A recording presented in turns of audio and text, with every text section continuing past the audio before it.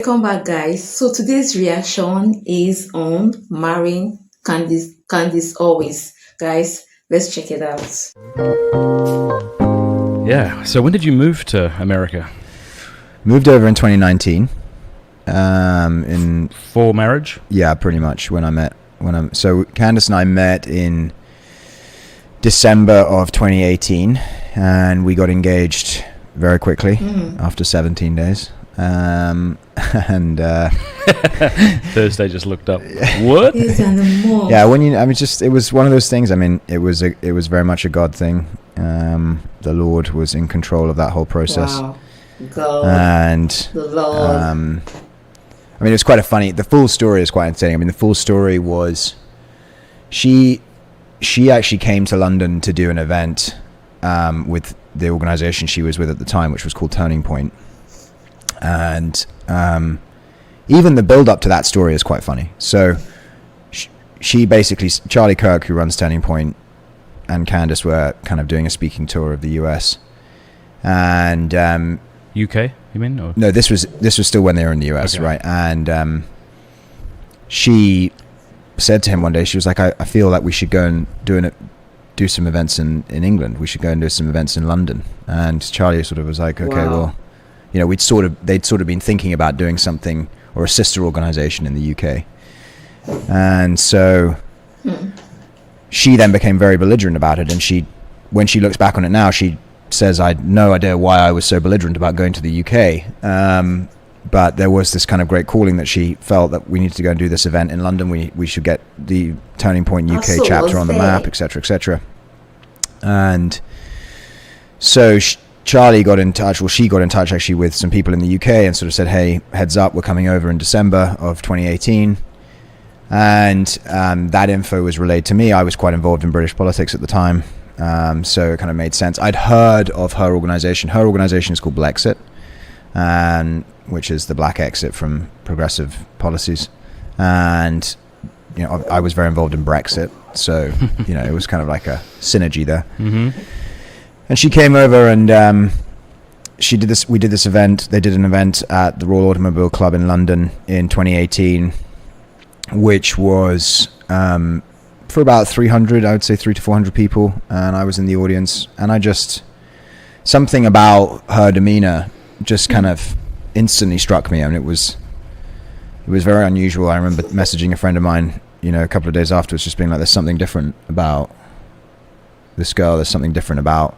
Had you met her yet, or just seen her from stage? We'd shaken hands, and that was it. And then the next night, I organized this dinner for a whole group of people. So it was her and Charlie as well, and they actually turned up 3 hours late because they were doing a podcast in the countryside. And so when they came back into town, it was kind of like 3 hour late, but we sort of got to know each other a little bit better. And then the next week, I flew over to the States to see her speaking at a conference in Florida.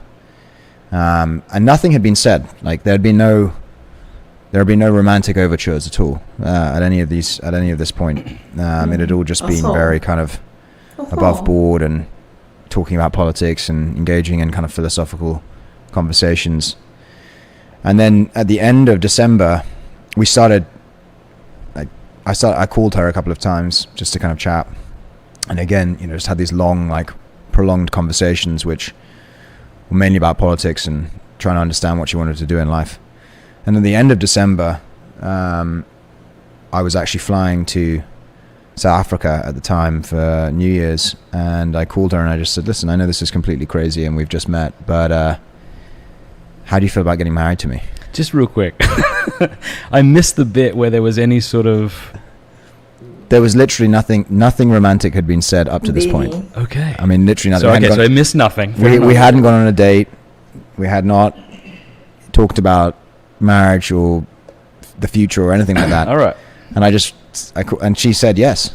No. Yeah. Come on. She did. That didn't happen. Yeah, You're making it up. It's all fiction. Fake news. No, it was. This guy's not even Candace Owens' husband. I thought it was weird that he would refuse to go to Paris. Who is he? What a strange some random thing. guy that just pulled off the street in Steubenville. That's right. You called her up and said, "How would you feel about getting married?" Yeah. Were you nervous? Were you serious? Or were you partly No, expecting... Was this a pickup line? No, I mean, no, I was 100% serious. I mean, I felt that there's a little bit of a story there also in relation to like the hand of God in all of this, which is that, when I was first up to this point, I had been kind of, I would say, dormant in my faith, and not really living, Dormant? a godly life, not really living a life which was, meritorious of being worthy, being called a Christian life, really.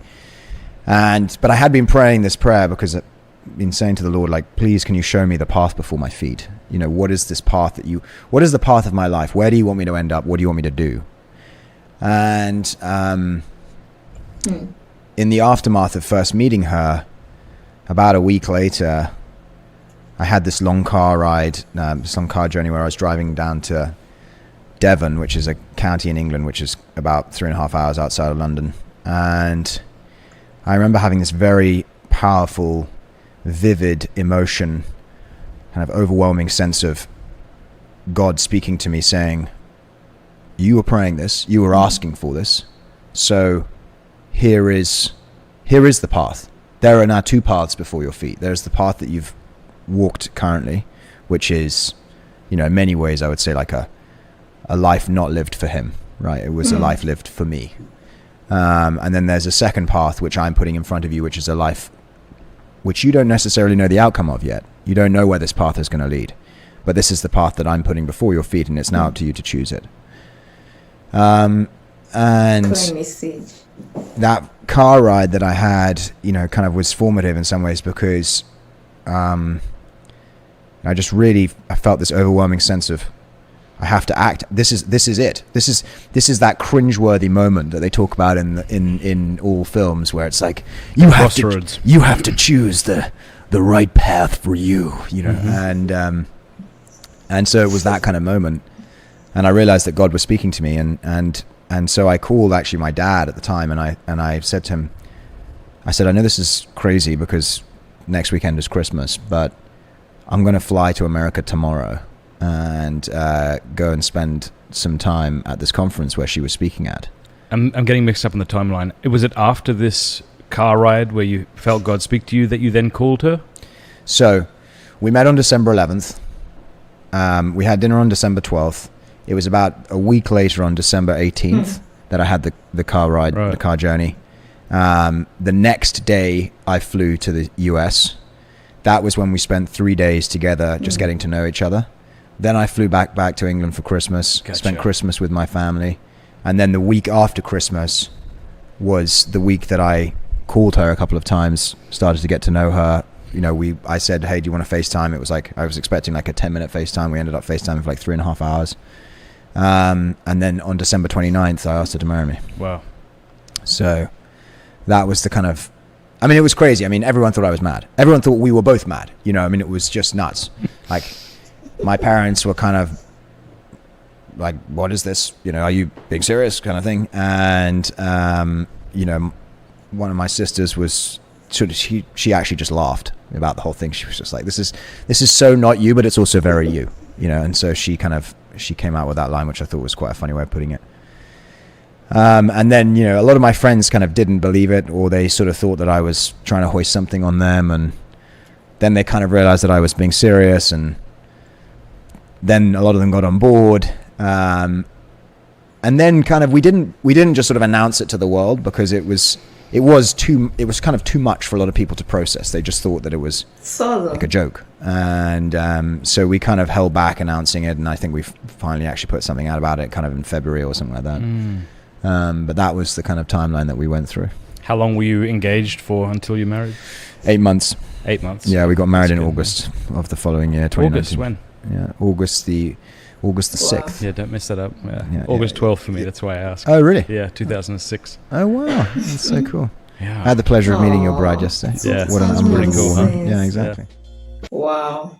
Guys, what a beautiful watch. You know. There's no need beating around the bush. Guys, what struck out for me is how they make God the center of their relationship, how they allow God to speak to them. It's so beautiful. When you watch something like this, there's no reason why you're in a relationship. Someone will be dating you for like 2 to 3 years, beating around the bush, telling you, let's get to know ourselves. We are still getting to know ourselves. Are you a course that needs to be studied? Sister, you're not a book.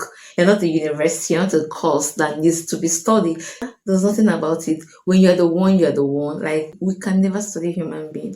When you love someone, you love them for who they are. You love them without reservation. Hold on to God's word.